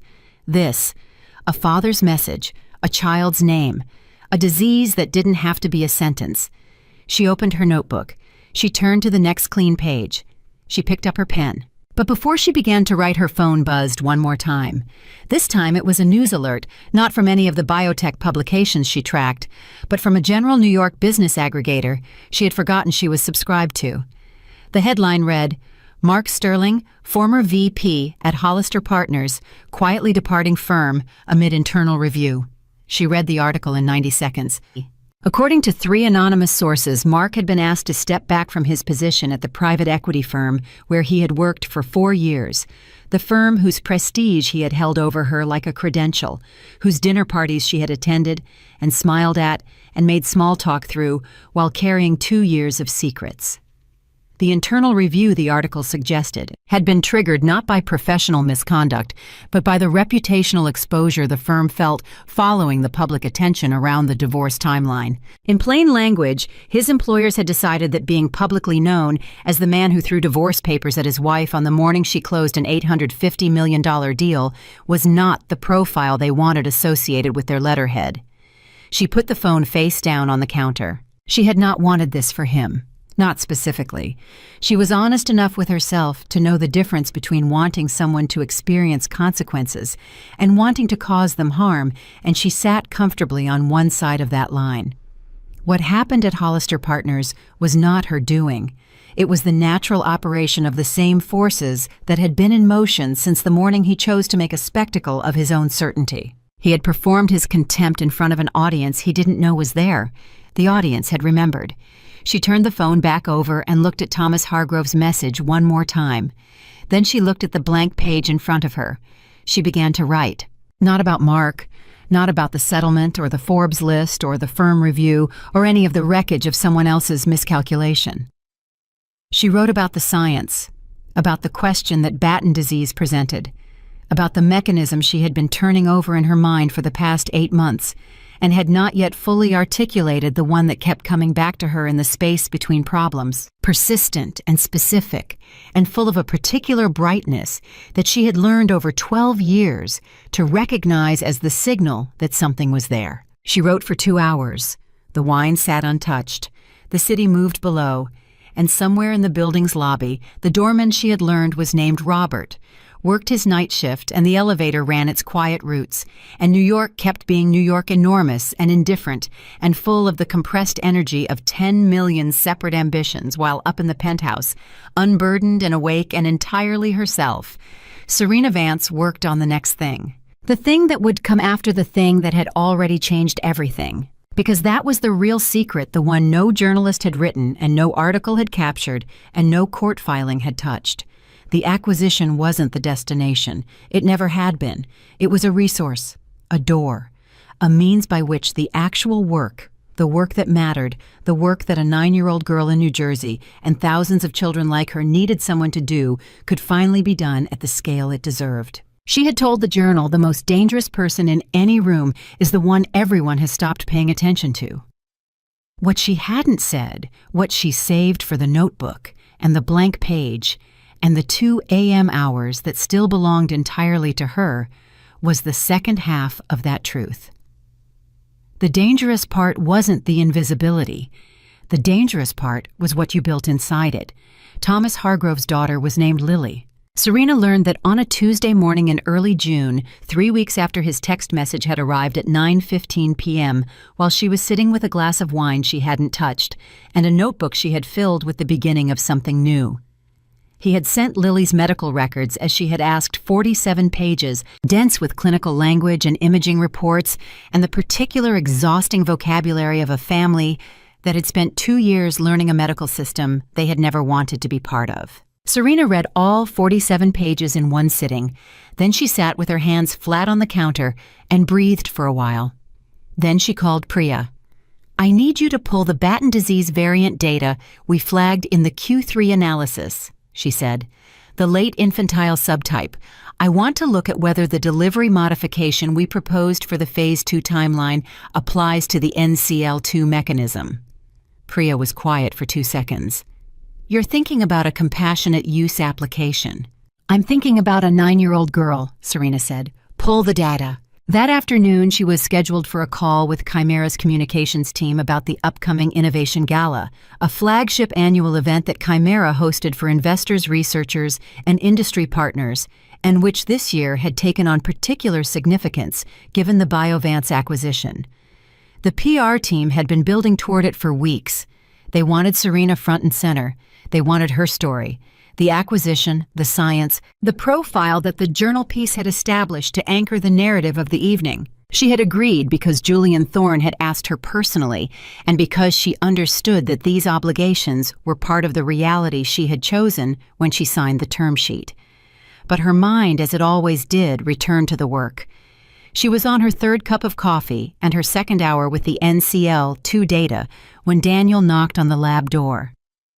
"Communications call is in 10, he said. "I know." She didn't look up. "Serena." She looked up. He was holding a newspaper, not a tablet, not a phone, an actual physical newspaper folded to an interior page, which meant he had printed it specifically because he wanted her to hold it in her hands. She took it. It was the Metro section of the New York Post. A brief item, 3 paragraphs with a small photograph. The headline read, "Former Finance VP Mark Sterling takes warehouse management position in New Jersey." The photograph was grainy, clearly taken from a distance not posed, and showed a man in a hard hat and a visibility vest standing outside what appeared to be a large distribution facility. He looked like Mark, older somehow than she remembered, though it had been less than 2 months. She read the 3 paragraphs. According to the article following his quiet departure from Hollister Partners, Mark Sterling had accepted a shift management position at a logistics warehouse in Newark, New Jersey. The item was brief and not particularly unkind. It was simply factual, the way small items about people who had briefly been adjacent to larger stories often are. But the contrast was stark enough that the Post had apparently considered it worth noting. She set the newspaper down. She thought about how she felt. She took inventory the way she took inventory of experimental results honestly, without preference for a particular outcome. She did not feel triumphant. She did not feel satisfied in the way she had imagined in her darker moments that she might feel when the scales finally balanced. What she felt was something closer to a heavy, complicated sadness, not for herself, not anymore, but for the waste of it. For the version of Mark that existed somewhere under the performance and the arrogance, the version she had caught glimpses of in the early years and had spent too long trying to find again after it retreated. She had loved him once. She didn't celebrate what had happened to him, but she also didn't pretend that it was unconnected to his choices. "You okay?" Daniel said. "Yes," she said. "Tell the communications team I'll be ready in 8 minutes." He took the newspaper back. She returned to the NCL2 data. The communications call lasted 40 minutes. The gala was 6 weeks out, a Saturday evening in November at a venue in Midtown that Chimera had used for the past 7 years. The team walked her through the evening's structure: a reception, a dinner, remarks from Julian Thorne, a presentation on Chimera's research portfolio, and then a keynote from Serena on the Biovance platform and its implications for rare disease treatment. "We're expecting 400 guests," the lead communications director, a woman named Sandra Park, said. "Industry, press, investors, patient advocacy groups. The Biovance story has generated significant interest. There's been particular attention from the rare disease community since the journal piece." "I know," Serena said. "I've heard from several patient families directly." "We'd like to incorporate that angle into your remarks," Sandra said. "The human element, the actual patients the science is designed to help." "That's not an angle," Serena said. "That's the point." Sandra paused. "Of course, yes, that's what I meant." After the call, she texted Thomas Hargrove. "I've reviewed Lily's records. I'd like to schedule a call with you and her medical team this week. The Biovance mechanism may be relevant to her situation, and I want to discuss the pathway." His response arrived in 4 minutes. He had clearly been waiting the way parents of sick children wait, phone always in hand, always braced for the next piece of information that would either open or close a door. "Thank you," he wrote. "Thank you, thank you, thank you." She held the phone for a moment, then she put it down and went back to work. The 6 weeks between that Tuesday and the November gala were the most productive of Serena's professional life. Not because the external circumstances were calm, they weren't. The integration with Chimera's existing research division was complex and sometimes contentious, and she spent more hours than she wanted managing the friction between her team's methodology and the institutional habits of an organization that had been doing things its own way for 20 years. There were budget disagreements and personnel decisions, and 2 separate occasions when she had to walk into Julian Thorne's office and tell him directly that something his team was proposing would damage the science, and those conversations were not easy because Thorne did not yield to discomfort, only to evidence. She always came with evidence. He always yielded. But underneath all of it, running parallel to the integration work and the communications obligations and the legal aftermath and the slow, deliberate process of building a new life in a penthouse that was becoming day by day genuinely hers. Underneath all of that, the real work was happening, the Batten disease work. She had 3 calls with Lily Hargrove's medical team. The 4th call included Thomas and his wife Marie, who joined from a hospital conference room in New Jersey, with the careful composure of 2 people who had learned to be very precise about hope because they could not afford to spend it recklessly. In that 4th call, Serena said, "I want to be honest with you about where we are. The Biovance mechanism addresses the specific protein degradation pathway implicated in Lily's subtype. The preliminary data supports the hypothesis that the platform could slow disease progression significantly and potentially, and I want to be careful with this word, potentially reverse some of the neurological impact already documented." Marie Hargrove made a sound that wasn't quite a word. Thomas reached for her hand, and Serena could see it on the video call, the particular grip of 2 people who had been holding each other up for 2 years. "What's the timeline?" Thomas said. His voice was steady.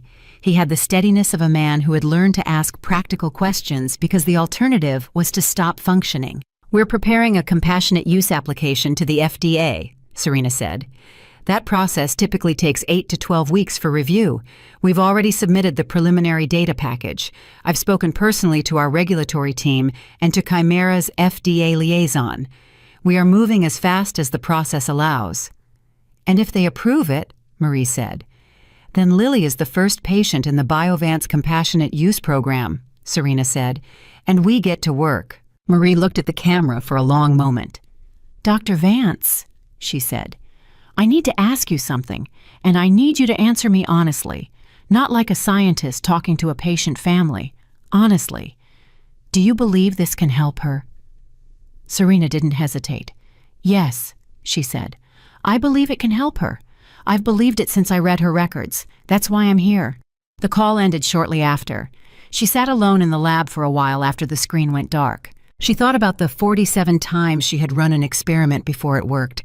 She thought about her father's kitchen table and his voice telling her that the most powerful thing was patience. She thought about the morning of May 14th, the manila envelope, the boxes, the voice that had said, "You are nothing." And she thought about how every single one of those moments had pointed with the precision of something that knew where it was going toward this one. A 9-year-old girl. A disease that didn't have to be a sentence. The work that made the rest of it mean something.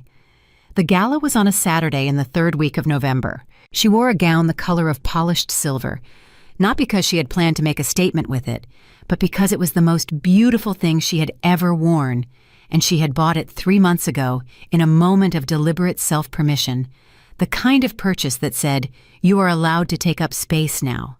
You are allowed to be seen." Daniel met her in the lobby of her building at 6:30. He looked at her and said, "Wow." She said, "Don't." He said, "I mean it professionally.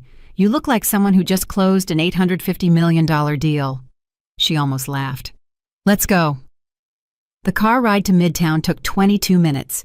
She spent most of it reviewing the notes for her remarks on her phone, not because she didn't know what she was going to say. She knew exactly what she was going to say, but because the ritual of preparation was something she had never abandoned, regardless of how confident she felt going in. "How are you feeling?" Daniel said. "Good," she said. "Not nervous." She considered. "I'm never nervous before things I've prepared for. I'm nervous before things I can't control." A pause. "Tonight, I control everything I'm responsible for controlling. So, no." He nodded. "The patient advocacy groups are going to be in the front section. I coordinated with Sandra. Thomas Hargrove reached out. He and Marie wanted to come. I told them yes." She looked up from her phone. "They're here. 3rd table from the stage," Daniel said.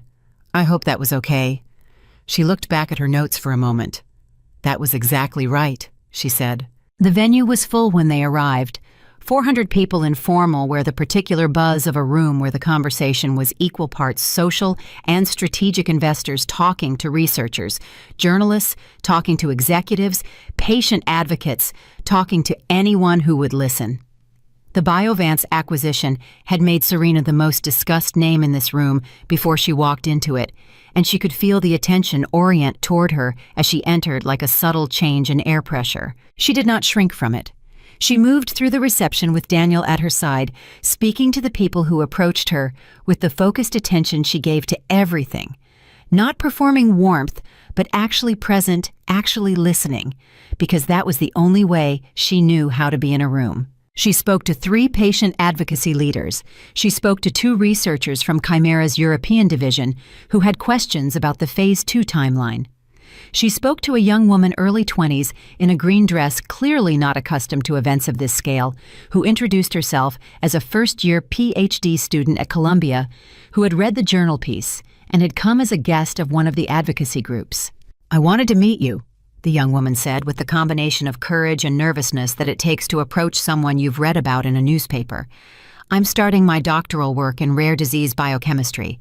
Your research it's the reason I chose this field." Serena looked at her. She thought about being 22 years old and reading a paper by Dr. Rachel Lim and deciding with complete certainty that she was going to change the field. "What's your name?" she said. "Maya Chen," the young woman said. "What's your research question?" Serena said. Maya blinked. I'm still developing it." "Then develop it," Serena said. "And when you have it, send it to me. I mean that." Maya looked at her with an expression that Serena recognized, the particular look of someone who has just been told that a door they thought was closed is actually open.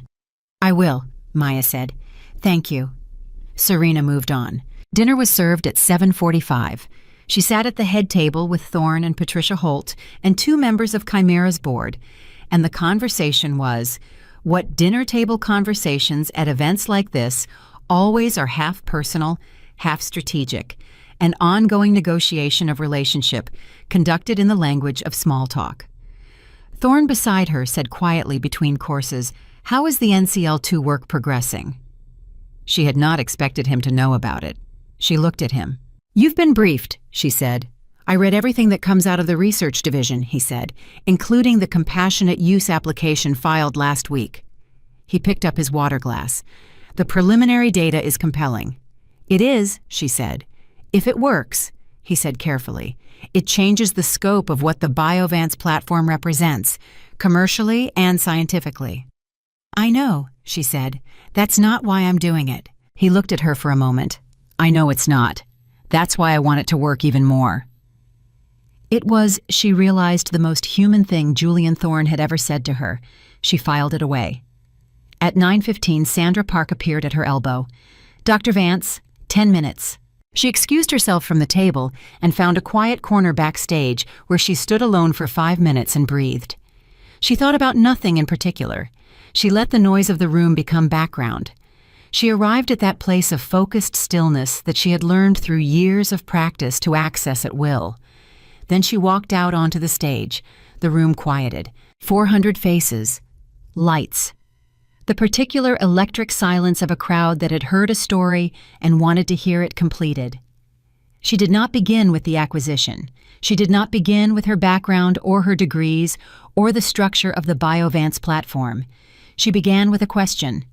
"How many of you," she said, "have been told by someone you trusted that the thing you were building wasn't real?" The room was very still. Not in those words necessarily, but in the texture of the dismissal, the way someone looks at your work and doesn't see it, the way your ambition gets reframed as impracticality, the way the question you're trying to answer gets treated as something smaller than it is. She paused. "I have, for a long time." She let that sit for a moment. "I built BioVance Therapeutics over 2 years while completing a doctoral program at Columbia. I built it in the hours before the city woke up and in the hours after it went to sleep. I built it without anyone's permission and without anyone's awareness, because I had learned the hard way, and more than once, that the most effective way to prove that something is real is to make it real and then show people." She looked at the room. "The morning of May 14th, I received divorce papers from my husband. He told me I was a burden. He told me I wasn't contributing to the real world. He told me, and I am quoting, that no one cared about my papers and my journals." A beat. That afternoon, I signed an $850 million acquisition agreement. A sound moved through the room. Not quite a laugh, not quite a gasp. Something between them, the sound of recognition. "I'm not telling you that story for the drama of it," she said. "I'm telling you because the day those two things happened on the same calendar page is not the story. The story is the 6 years before it. The story is the 47 failed experiments before the one that worked. The story is every morning I chose the question over the comfort, every night I chose the lab over the easier thing, every moment I held on to the work when everything around me said it wasn't worth holding." She reached for the glass of water on the podium. She took a drink. She looked at the third table from the stage. Thomas Hargrove was watching her. Marie beside him, her hands folded in her lap. They were both very still in the way that people are still when they are trying to hold themselves together in a public place. She looked at them directly and said, "There is a 9-year-old girl named Lily.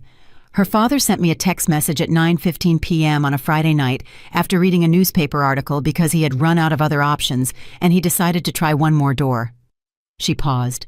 "The BioVance compassionate use application was approved by the FDA 48 hours ago." The room erupted. She let it. She stood at the podium and let the sound of 400 people responding to the only thing that ever actually mattered fill the room completely. Thomas Hargrove pressed his hand over his mouth. Marie lowered her head. When the room quieted, Serena said, "Lily starts treatment in 2 weeks, and if the data holds, and I believe it will hold, she will not be the last." She looked out at the 400 faces. "The most dangerous person in any room," she said, "is the one everyone has stopped paying attention to. Not because of what they're hiding, but because of what they're building." She stepped back from the podium. The room came to its feet. She stood there for a moment, in the noise and the light, and let herself feel it.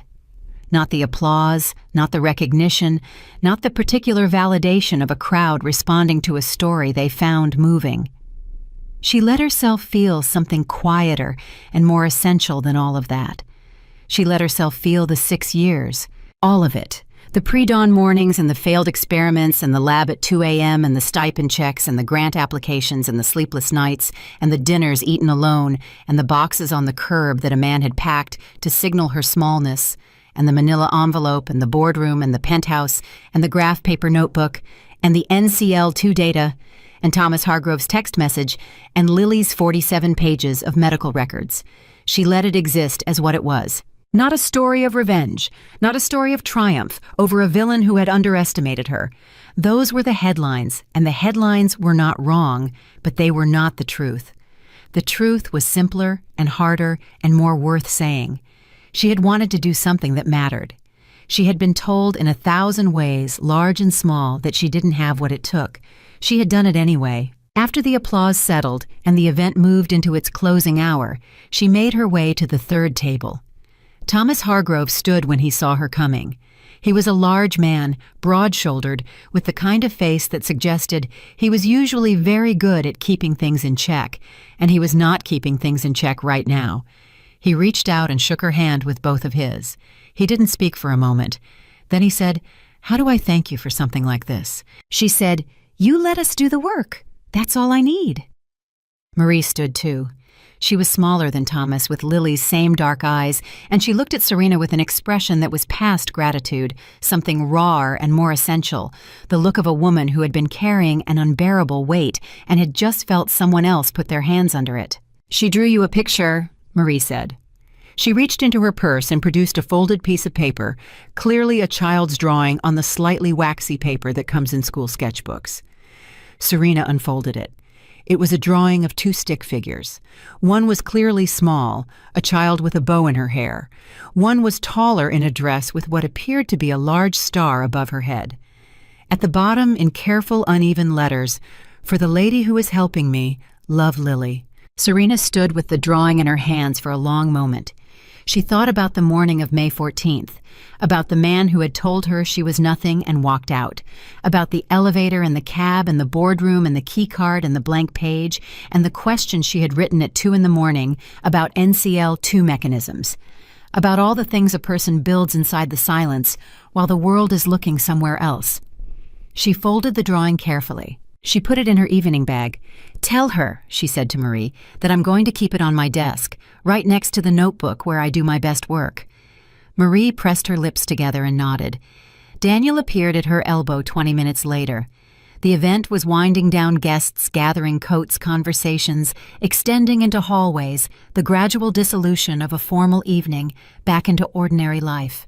"Car's ready when you are," he said. She looked around the room one last time. She saw Sandra Park coordinating with the venue staff. She saw Carter Webb in an animated conversation with 2 researchers she recognized from the European division, talking science. She could tell from the body language the particular forward lean of people who have found a question they actually want to answer. She saw Maya Chen, the Columbia first year in the green dress, standing at the edge of the room with her phone out, and she appeared to be composing something, an email maybe, or notes with the focused energy of someone who had gotten something to take home. She saw Julian Thorne across the room speaking to a board member, and he looked up at exactly the moment she looked at him and gave her a single brief nod that she had learned to recognize as his version of well done. She nodded back. She picked up her bag. 6 months ago, she had stood in the hallway outside her own apartment while the elevator arrived and wondered for a fraction of a moment whether she was going to be all right. She had been more than all right. She had been herself, fully, finally, without apology and without the weight of someone else's limited vision of who she was allowed to be. That was the victory. Not the headline, not the $850 million, not the Forbes list or the gala or the standing ovation or even the FDA approval that was going to give a 9-year-old girl back the years her disease had been taking. The victory was in knowing without doubt and without needing anyone else to confirm it exactly who she was and exactly what she was capable of. Mark Sterling had handed her divorce papers and called her a burden. She had taken the papers, signed an empire into existence, and built something that would outlast every small thing he had ever said about her. She walked out of the gala into the November night. The city was cold and bright and entirely indifferent the way New York always is, enormous and alive and asking nothing of you except that you show up and do the work. She got in the car. She opened her evening bag and took out Lily's drawing. She held it in her hands for the length of the drive home. When the car stopped in front of Riverside Arms, she stepped out, looked up at the penthouse windows lit against the dark sky, and thought one final, clear, unambiguous thought. She was only getting started.